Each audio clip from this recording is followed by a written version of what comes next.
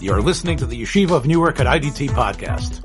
I'm your host and curator, Rabbi Kivelevitz, and I hope you enjoy this episode. Clear the aisles, the Projectionist. That's Semicha. Hi, I'm here with Rabbi Kolakowski, and although you won't be hearing this, of course, until next week, we are recording here, and outside of my window, there are the sounds of fireworks. It is July 4th. But hopefully when we hear these explosions, what we're thinking about, of course, is the battle, the fight, how much freedom was precious and what we fought for. And there were a film and a television program that I watched that gave me such confidence and such a shot in the arm about hope against, I think, what we are hearing from the leftist press consistently of how terrible, and how we're hearing it from our politicians about how endemically racist our society is, to a film from 1949 and a television show from 30 years later from 1979. The film I'm talking about is Clarence Brown's Intruder in the Dust, based on the 1948 novel by William Faulkner that was set in that fictional county in Mississippi. And it is a story that really was pertinent for the time, and I think it's still pertinent today. It is really a look back to the Jim Crow, angry South, and the attitudes that they had towards blacks of all sizes and shapes, the attitudes of the Southern cracker, but also the possibilities of hope, the possibilities of friendship. This is a film that Juano Hernandez really hit it out of the park as a dignified, somewhat flawed black person. Ralph Ellison said this was the only film he'd ever seen that could be shown in Harlem without the guffaws and sneers of the audience. This was a program that showed the black Americans in a way that was accurate and did not bend over backwards to lay hosannas on the noble Negro. And Faulkner was, again, a true Southerner who understood the evil around him, but was able to find humanity. Faulkner, of course, a Nobel Prize winner. And this novel, which is a short one, and it's told from a couple of different perspectives, was really translated to the screen wonderfully. Clarence Brown wanted to make this film. Clarence Brown was a Tennessean. He was a proud graduate of the University of Knoxville. He lived to be 97 years old. And of course, he had been a silent film, a director, writer, actor. We talked about Clarence Brown, Yitzchak, if you remember, as the director of National Velvet. This film, it was a film he was passionate to make. It was a film that MGM, Sam Goldwyn, did not want to make. Dori Sherry, who we've talked about before on this platform, the Newark raised a Jewish executive at MGM. He was a very spiritual and understanding person. And with the combined efforts of Dori Sherry and Clarence Brown, not only did this film get made, but it got made in Oxford, Mississippi at the Lyric Theater there. It had its world premiere. Many of the Oxford Mississippians were actually extras in the film. Juano Hernandez plays this black man who in the book was actually referred to by Faulkner as a mulatto. A mulatto was someone who was from mixed blood.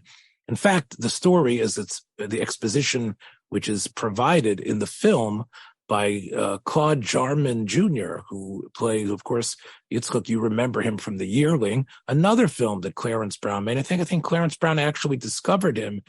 And, we talked about Brandon DeWild, who was in HUD, of course, and in Shane. I think these two kids, were not your Freddie Bartholomew, types of like adults in child's bodies. They were really part of the 1940s real kids. They looked like kids, they acted like kids, and they were part of a natural type of acting. And in this film, he's a couple of years older. He's already somewhat of an awkward teenager, but he knows what he knows, and he knows the world that he was brought into, and that he has black servants in his home. He has a best friend who's obviously an underling that he treats like an underling. And then he meets this black man. In Faulkner's story and in the movie, he fell into a frozen iced pond that was on, incredibly, the property of Louis B. Kemp, who is the character Juano Hernandez plays. How does he happen to have 10 acres of property in Mississippi when so many of the other blacks live in small little sheds like sharecroppers? It's because he was, in Faulkner's novel, he's actually the son of the slave master, indicating that the slave owner had relations with his mother, producing him, and therefore he felt he was going to do the right thing by, after the Civil War, actually giving it to Lewis's grandfather, who had been the child of the slave owner. In the film, they make sure to say a cousin, but clearly he has a pride, and he is a black man. But what it is that the assumption, of course, is the black man is guilty. And of course, the N-word is used by many number of characters in this film. They did not try on TCM, where I saw it, to try to edit out that word. There was no introduction beforehand. It's an important part of the film. So if any of you out there feel that this is a type of word you cannot hear, then you should realize it is going to be used, and it's used properly, because this was an accurate portrayal of what life was like. And again, the evidence is quite damning. However, Claude Jarman's character, Chick, has a relationship with this man. As I said, he fell into his pond and the man saved him. In a scene that's almost a line-by-line recreation of Faulkner's page, the boy recounts how he was brought to the cabin, how he was warmed, how he was commanded to strip his clothes off, the uncomfortability of having to strip in front of a black person, to be covered by blankets, to be given a black person's food, to be saved by the black person.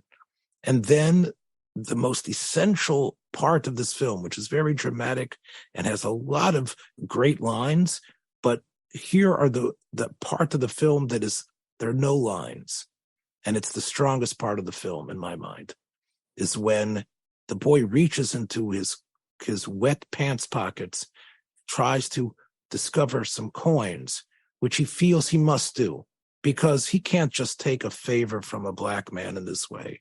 He needs to pay the black man. The darky needs to be paid off, of course. He has to be given the tip for the service that he did to the white man. And when he comes by with these coins in his hand, Juano Hernandez's character, won't even look at them. He says, "What is that?" Of course, he knows exactly what it is. And he is so stunned that he drops the coins. And Brown, the director, then gives you a close-up. And of course, by the way, the cinematography was done by David Sutras, who was the award-winning cinematographer for Ben-Hur. Although Ben-Hur, of course, was in color, this is in very stark black and white. You can see the care of every single shot, the way it was planned out. Well, as these coins drop, and you can see a close-up of the coin rolling, the tension is so thick it can be cut with a knife, because this is the moment that the white boy, the new generation, the generation that will eventually lead the nation, has to understand that these people have dignity, are just like them.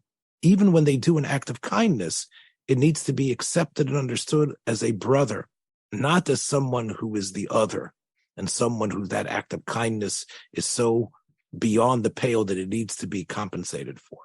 Well, he attempts to send him gifts, and this is all told in flashback. And it seems like over the months that he sees him, he comes to this begrudging admiration for this man, the way he walks, the fact that he goes into all white stores and demands his tobacco, the shirt and the jacket and the hat that he wears. He's different than any other black person in the community. And he knows, and everyone knows, that this generates ire among all the white residents. The film has a co-star, a third star, his uncle, the lawyer, and he's sort of, I guess, in a way, the second POV. He also assumes, like everyone does, that Lewis is guilty.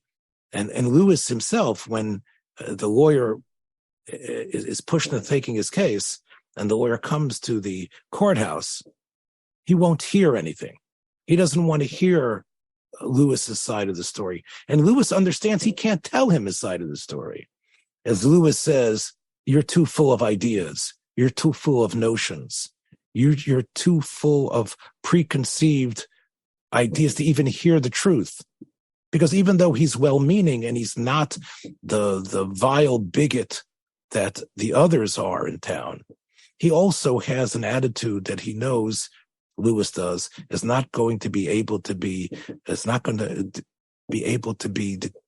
put down just by words.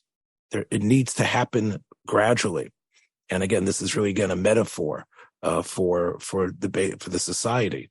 Part of what Lewis tells the boy is that the proof that he is not the killer is that the bullet that is in the back of this white man is not the bullet from his gun. The gun that he owns is a Colt pistol.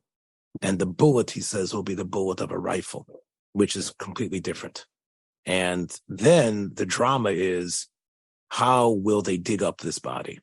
A trip to the graveyard ensues, and it's done by Chick, by his servant, sort of, the black boy who lives in his house, the son of the maid, and by a very strong white character, a little old lady, Mrs. Habersham, who sounds like she's out of a Dickens novel, who somehow, and of course maybe Faulkner fills it in the novel, and perhaps she's a character in some of the other stories about this group of people that Faulkner wrote, but for some reason she is the noble woman who refuses to accept that he is guilty. And she has a very old car, and it's that car that is able to be used to transport the heroes to the graveyard, along with a horse as well.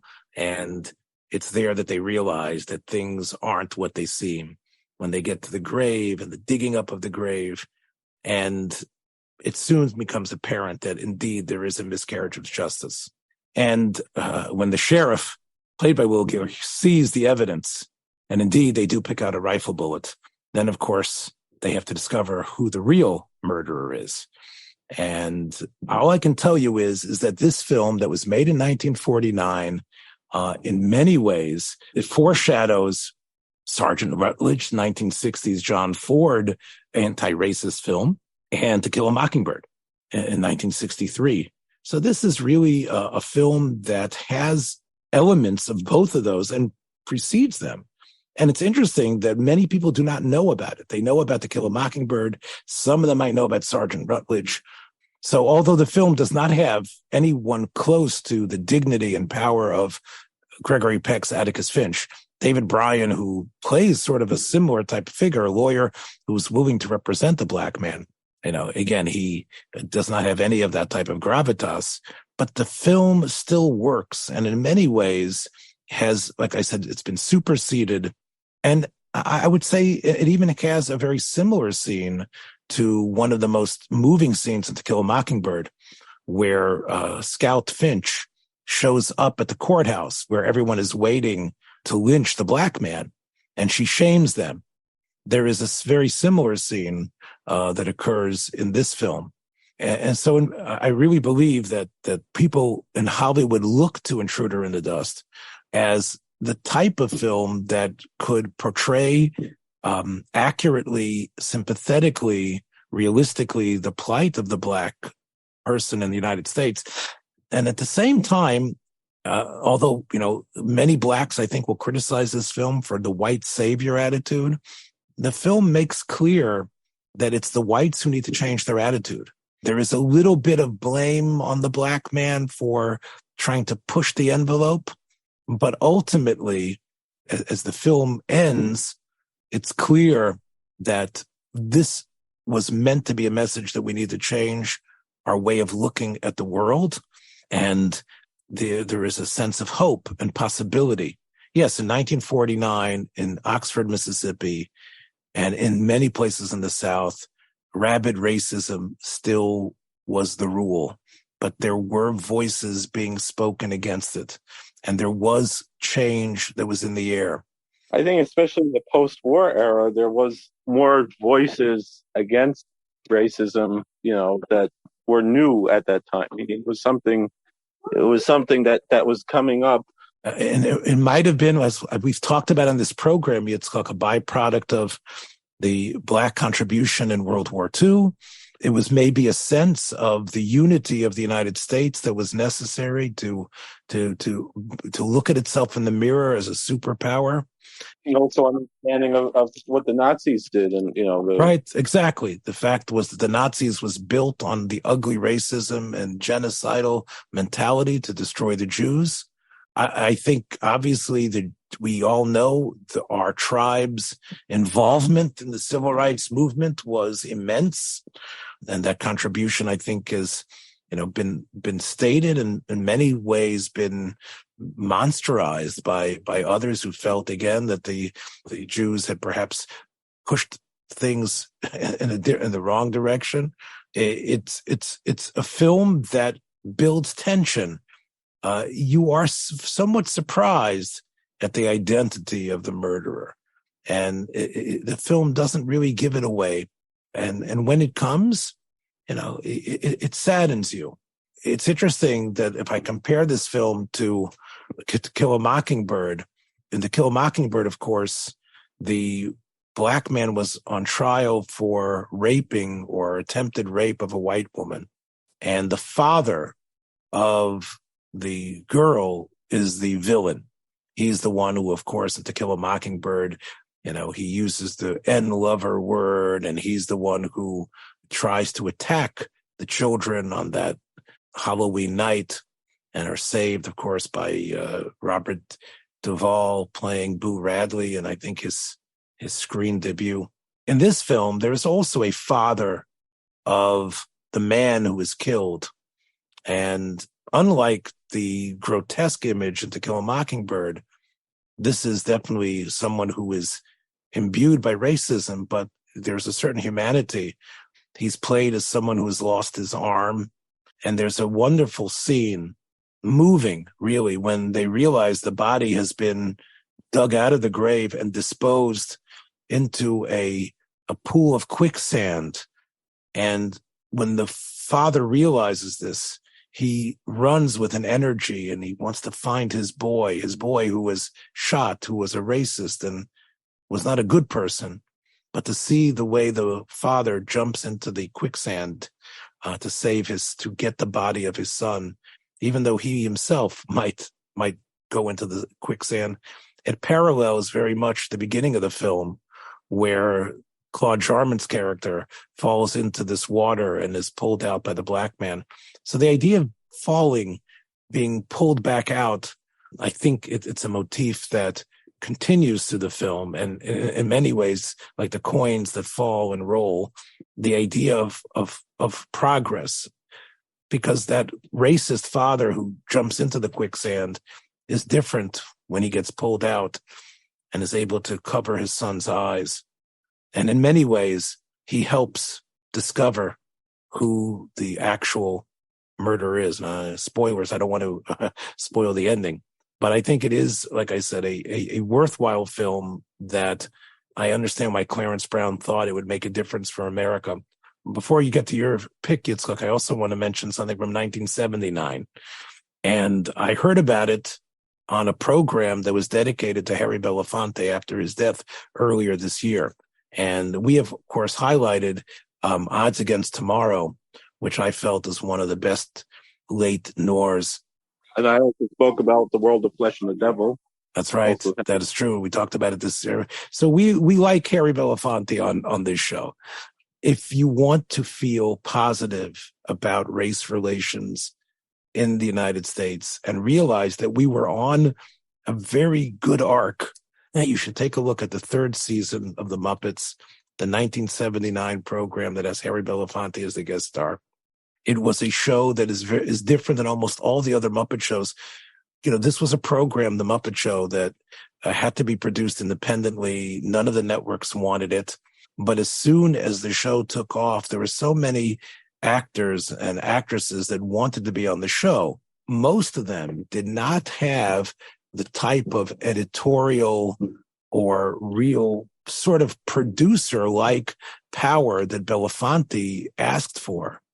Belafonte did not make so many television appearances. He didn't need it to sell. He wasn't trying to sell records or to promote a movie. He wasn't just a brand new person. He was a person really who's you could say his best years were 25 years in the past. And yet he admired Jim Henson's artistry. He admired what Jim Henson was able to do. But really, Harry Belafonte in this has two incredible segments. The segment where he takes on Animal in sort of a drum-off contest, Harry on his bongos and Animal on his full drum set, is amusing and it's cute. But Harry does the banana song, and Fozzie, I think, was probably the best that I've seen him.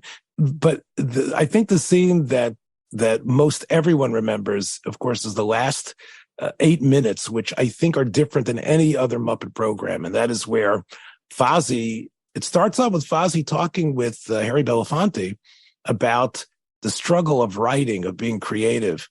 And Harry tells him about his travels to Africa and to Guinea, where he met a shaman or a wise man who told him a story that was an ancient story about the four elements, the way they were developed by fire and the sea and the wind and the mountain, the Daled Yesodos, as we say in Hebrew, and how each one is interconnected with the other to get the world moving, that all of this turns the earth. And Belafonte says that the message is that we are all part of this planet. We are all very much the same, despite the way we look, that each of us contribute in a different way. And as he tells the story and he starts singing the song, the Muppet characters start gathering around him, and there's a seamless fade into the characters arriving with what was seemingly very accurate African masks.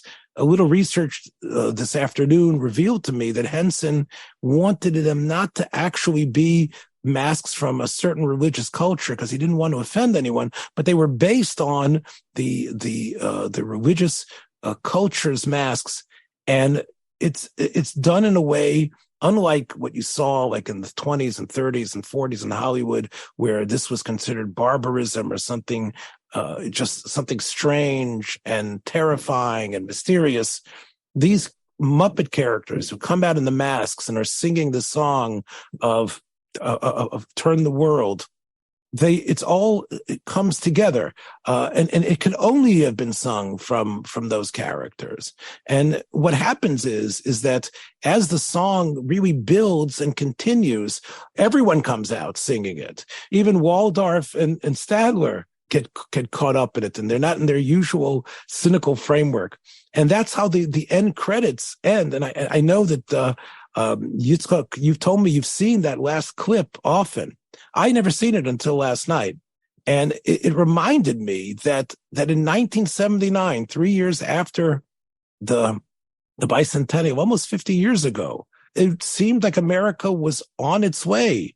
This was such a wonderful way, without browbeating, in song and in celebration of the contributions of our minority members, and especially just loving the type of positivity that Harry Belafonte represented.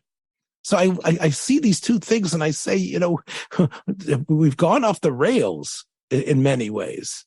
And I mourn the fact that we're now at a state where that if these statements that I've made today could get me canceled on YouTube.